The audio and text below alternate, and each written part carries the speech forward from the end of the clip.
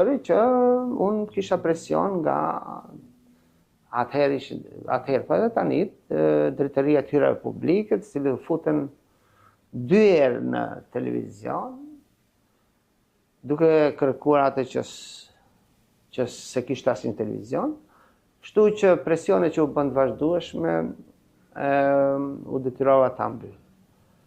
Pas 1 vjet e gjysmë, një televizion të cili u punësuar rreth 50-60 gazetar, funksionante shumë mirë, kishte neutralitet, ishte më shumë opozitar, sepse ashtu edhe televizioni, unë mendoj që edhe gazetar duhet të jenë tillë, ashtu edhe ishte, dhe mirë po për fat keq nuk eci përpara, dhe mirë po nga gjithë ky dështim, sigurisht që unë mësova diçka, sepse njeriu mëson edhe nga dështimet e veta dhe mendova